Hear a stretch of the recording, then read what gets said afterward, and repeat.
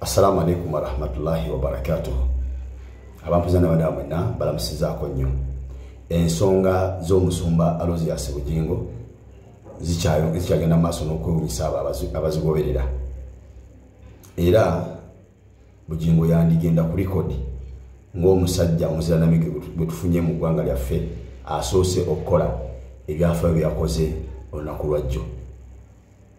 Bw'owuliriza lipooti ya munnamawulire wa Sol TV gwe bayita Mutebi bw'abadde abuuzibwa nga alipootinga, atulaze naga nti wano emmotoka byatuuse wano neekendeeza ku sipiidi ekyawadde omutemu omukisa okukuba emmotoka eno amasasi.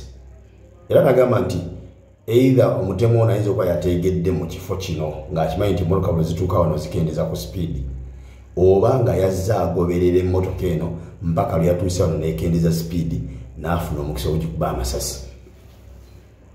N'agamba nti omutemu yadde alowooza nti Bugingo gwe bali mu kuvuga, era y'ensonga kyo nti amasasi yagakubye ku co-driver seat mu kifo ky'omusaabaze w'atuula. Kumbe Bugingo yadde avuga.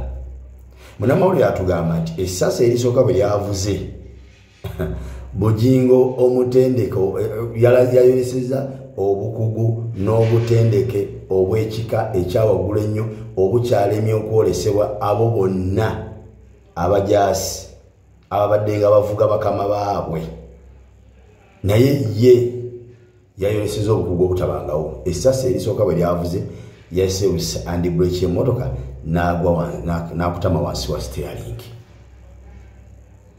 Ayali avuze ku mmotoka kubamu akafaananyi ng'emmotoka etambula nga tomanyi kinki kigenda mu maaso wabula n'olabulizi kibwatuka, sasi libwatuka accidentally just kula busasi nga libwatuka gwe noosika bu handbrake n'opaakinga emmotoka n'ogwa wansi wa steering. Lowooza nnyo awantu awo. Era agamba nti kyova olaba nti essasi erimu Bugingo lyamuyise ku mugongo, eddala ne limuyita ku mukono, ndowooza olwali basibye plasta. N'agamba nti naye odriver yakubiddwa amasasi 13 nti ge gamugiddwa mu mubiri 13. Amasasi ago 13 ne gamala okuvuga mu mbeera gye gavuzemu bwe gatyo. Okifuula kyengudde nga nti Bugingo yandifuuka omuziranamiga asoose mu ggwanga lyaffe Uganda nti bwe gasiise omutemu n'asimbula okugenda, Bugingo yasituse yadde yekwese wansi wa steering awamu n'omulambo gwa driver nga guli mu mmotoka, n'agezaako okugoba omutemu mbwamutomere. Mu ntiisa eyo yonna nga nammwe bwe mugimanyi, ekyekango kye bagamba ekitamanya muzira, ku Bugingo kyagaanye okukola ye yasituse wansi wa steering yadde yekwese n'ajjayo handbrake n'agoba omutemu amutomere, naye nga gwagoba otutomera alina mmundu. Awamu n'ekyo nga naye awonye buwonyi, amasasi abiri gamuyise, erimu limuyise ku mugongo eddala liyise ku mukono, naye n'aba n'obuvumu obusituka wansi wa steering gyadde yeekwese, n'atuna ku driver nga mukubye amasasi 13 afudde, ye n'agamba kangoba omutemu ono mumutomere. Okyenno mu nsi yaffe Uganda teriiyo driver yina yali akikoze, taliiyo. Era abatemu bulijjo mubamanyi nti bo bwe bamala okukola ekibaleese, either bwe baba ku piki basimbulirawo zigenda nga busaale. Naye mu bwangu abatemu bwe bakozesezza okusimbula bwe bwangu Bugingo yakozesezza okubagoba. Akantu ako oketegereza bulungi.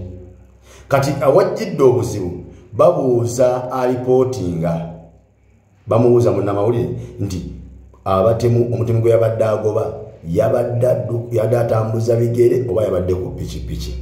N'agamba nti ate kati awo nange simanyi. Oba okitegeera, naye nga bannange ebyowunyisa bikyagenda mu maaso. Tekyakomya awo, n'avuga emmotoka okuva gye yawonedde amasasi nga tamanya amugoba avudde sayidi ki era akutte sayidi ki, n'adda mu luguudo avuga emmotoka nga tafuddeeyo ku bulamu bwe nti sibattuse okufa, n'asigala nga akyalina obuvumu n'amaanyi n'obumalirivu obuvuga emmotoka yeetwale mu ddwaliro e Mulago atwale ne mayiti eri mu mmotoka ye. Obwo obuzira mu nsi yaffe Uganda teri yali abwolesezza. Incident zonna zetulaba zigwawo teri gwe bali bakubidde masasi mu mmotoka ne bagijja ku crime scene teriyo. Eya Kaweesa yasigalawo, eya Katumba yasigalawo, eya Kigundu yasigalawo, eya Kirumira yasigalawo, eya Biriga yasigalawo, eya Yasini Kawuma Mwaluwa yasigalawo, eya Bujingo abatuuze tebafunye wadde n'omukisa okugikuba ku bifaananyi wadde okukwata vidiyo okutulaga eyakubiddwa amasasi n'emmotoka waawe bagikubbye amasasi mu mbiriizi mu maaso mabega luddawa chance tetwagifunye kubanga emmotoka yaggiddwawo ku siini there and then nga instant yakamalu kapeningawo. Ekyo kyewuunyisa. Eyakoze ekyo bamuyita Bujinga Alozias. Ekyo kyamagero yakyasoose kikola mu Uganda sikirabangako. Ekyokubiri mu Uganda bw'osanga omuntu ng'agudde ku accident oba ng'afunye obuzibu bwonna lekakutana n'omuteeka mu mmotoka yo n'omutuusa emulago ng'afudde gw'obeera first suspect poliisi esooka kukwata gwe bw'aba nga tabadde muntu nti omumanyi nnyo oba ne bw'aba nga adde muntu ng'omumanyi nnyo gw'obeera first suspect gw'oba ogenda okunyonyola poliisi omuntu ono yafudde atya. Naye ye Bujingo bwe yatutte omulambo mu mmotoka ye mpaka mulago mu ddwaliro poliisi yakoze lipooti ng'emutendereza okubeera omuvumu omuzira era omumalirivu ennyo eyasobodde okuvuga emmotoka ng'erimu omulambo ne yeetwala mu ddwaliro. Naye ebyo mubikole mu nsi Uganda gye mwawamba. Mu nsi endala ezitali mpambe nga Uganda haramu ebyo tebisobola kukola. Omuntu kati katubuuze bano abakola okunoonyereza ab'ebinkumu abanonyeza ebinkumu n'engeri obuzibu gye bwaguddewo bagenda kunoonyereza ku kinga emmotoka yagiddwa dda ku crime scene awagudde obuzibu bagenda kunoonyereza bati niba naye lwaki mufuula Bannayuganda abatumbaavu abatalina magezi bwe mutula bamulooza ddala tetutegeerako ddala. Poliisi Uganda Police mulooza tuli basiru tetutegeera sebo ne mutendera buzendeeza mbu omusajja obuvumu bweyoseza mu kifo ky'okumukwata asooka nnyonnyole byazze bitya obuvumu yabugjeewo obwo ataateeseza na mutemu nga kyazze buzinga kyekango amaanyi ago yagajjeewa agajja emmotoka ku crime scene era yavuze ate emmotoka gye bakubbye endabirwamu zonna nga ziyiise kubanga amasasi 13 tegasobola kuleka ndabirwamu ya mmotoka nga mweri. Yayisizaawo emmotoka ejjudde ebitulituli by'amasasi ng'agivuga mu kkubo ng'agenda poliisi ng'eriruddawo. Yo poliisi eri mu kitundu amasasi gye gaavugidde 13 bwe yazze n'etasangawo mmotoka ng'emmotoka ejjiddwawo kiki yakozeewo okola nti ku mmotoka eno ng'emaze okugiba mu kitundu awatuuse obuzibu obwo.